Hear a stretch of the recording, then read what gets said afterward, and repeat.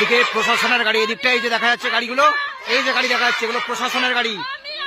ওখানে প্রশাসনের লোক আছে, তৃণমূলের লোক আছে, ওরা গরিব মানুষের জমি ছিনিয়ে নিতে আসছে।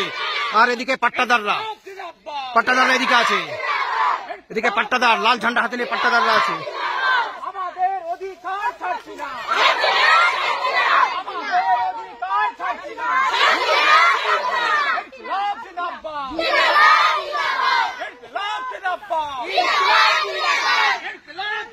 দেখুন এদিকে প্রশাসন প্রস্তুতি নিচ্ছে, এই যে গাড়িগুলো দেখা যাচ্ছে লাইন দিয়ে গাড়ি, পুলিশ এবং প্রশাসনের লোক এখানে আছে। তারা স্থানীয় শাসক দলের লোকেদের নিয়ে গরিব মানুষের জমি অধিকার করতে আসছে। এই যে জমিগুলো বিশাল এলাকা জমি দেখতে পাচ্ছেন, এই সমস্ত জমি বামফ্রন্টের জমানায় পাট্টা দেওয়া হয়েছিল গরিব মানুষকে। প্রায় 177টা পরিবারকে 32 বা 34 বিঘে জমি পাট্টা দেওয়া হয়েছিল। সেই পাট্টা উচ্ছেদ করতে আসছে শাসক দল সঙ্গে প্রশাসন। আর পাট্টা দ্বারা দেখতে পাচ্ছেন তারা সপরিবারে বাইরে বেরিয়েছে, তারা কিছুতেই এই জমি প্রশাসনের হাতে দিতে রাজি নয়।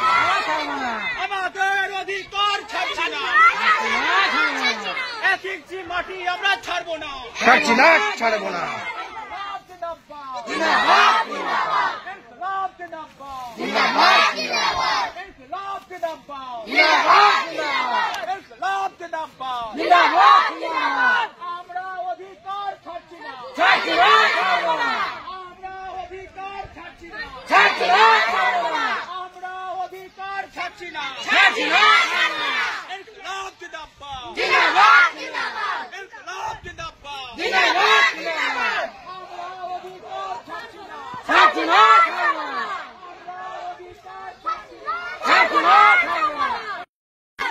এখানে বামফ্রন্টের জমানায় গরিব 177টা পরিবারকে বামফ্রন্টের পক্ষ থেকে পাট্টার জমি দেওয়া হয়েছিল। সেই জমি এখন তৃণমূলের জমানায় পুলিশ এবং প্রশাসন এবং তৃণমূল মিলে এই দেখতে পাচ্ছেন ওরা এই জমি উচ্ছেদ করতে এসেছে। আর সঙ্গে আবার আছে সেই লাল ঝান্ডা। এখানে কৃষক সভার হুগলি জেলার সম্পাদক কমরেড স্নেহাশিস রায় আছেন। স্নেহাশিস বাবু বলুন কি ঘটনা? জোরদারদের সঙ্গে তৃণমূল যোগ সাজস করে কোটি কোটি টাকা ঘুষ খেয়ে গরিবের জমি কাটতে এসেছে আজকে মূল গ্রামে। সর্বশক্তি দিয়ে এখানকার গরিব মানুষ, জমিদার, জোরদার, তৃণমূল, ভাড়াটে গুন্ডা, পুলিশ, প্রশাসন তার ষড়যন্ত্র রুখবে, রক্ত দেবে তবু জমি দেবে না। এ লড়াই চলবে।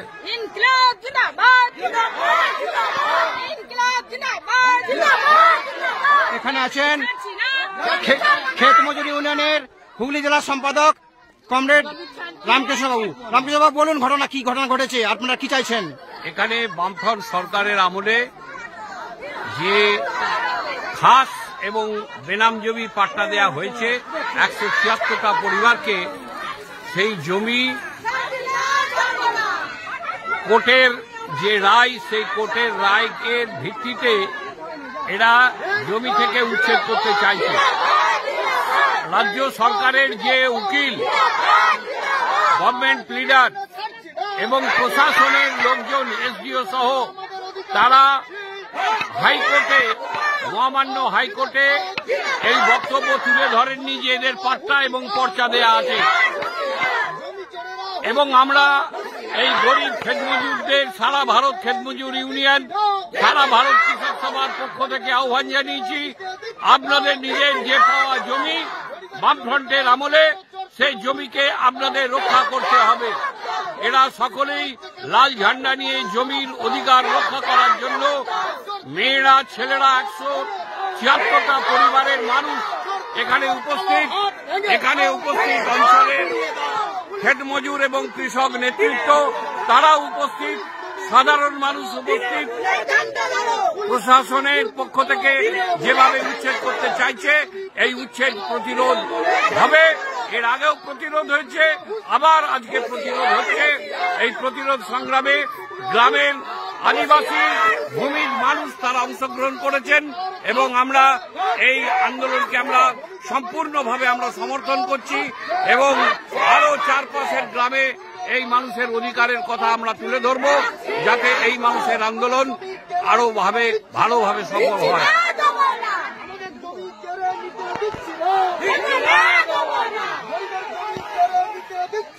দিচ্ছি না, দেবো না, আদিবাসীদের জমি কেড়ে নিতে দিচ্ছি না, দিচ্ছি না, দেবো না, জমি চোর পুলিশ তুমি দূর হতো, দূর হটাও, দূর হটাও, জমি চোর অফিসাররা দূর হতো, দূর এই হটাও, দেখুন জমি চোর তৃণমূলীরা দূর এই যে দেখছেন সামনে প্রশাসনের লোক, ওই যে গাড়িগুলো দাঁড়িয়ে আছে প্রশাসনের লোক, পুলিশ এবং স্থানীয় তৃণমূল নেতৃত্বকে সঙ্গে নিয়ে ওরা গরিব মানুষের জমি কেড়ে নিতে এসেছে।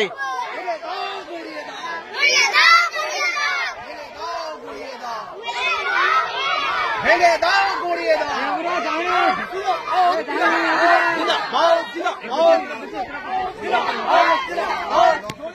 বলো বামপুর সরকারের আমলে লাল ঝান্ডার আমলে আমাদের গরিব মানুষ পাট্টা দেওয়া ছিল, জমি দেওয়া হয়েছিল।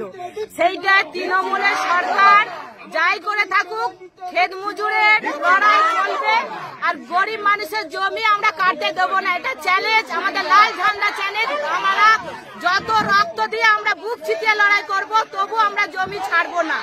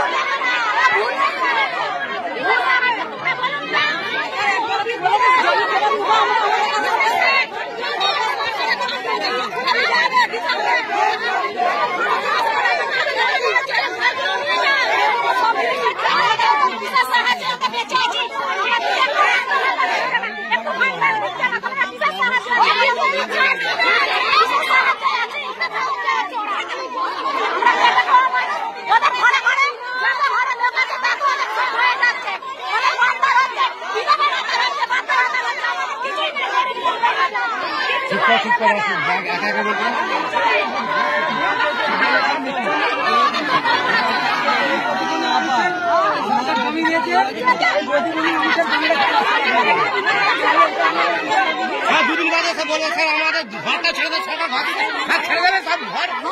হ্যাঁ হ্যাঁ যে সরকারকে আমাকে নিজে চলেছিলাম। ঘটনা হুগলি জেলার দাঁতপুর থানার বাবনান পঞ্চায়েতের মূলগ্রাম। এখানে গরিব মানুষকে জমির পাট্টা দিয়েছিল বামফ্রন্ট জমানায়, 177টা পরিবারকে 32 বিঘে জমি দিয়েছিল। আজ 10ই মার্চ 2025 সেই এলাকায় বিশাল পুলিশ বাহিনী এসেছে গরিব মানুষের জমি কেড়ে নিতে, প্রশাসনকে সঙ্গে নিয়ে, তৃণমূলের গুন্ডাদের সঙ্গে নিয়ে। অপরদিকে লাল ঝান্ডা তাদের সুরক্ষা দিচ্ছে। লাল ঝান্ডা নিয়ে বহু মানুষ বেরিয়েছেন, পুলিশ এবং আদিবাসী মা বোনেরা সামনাসামনি একদম।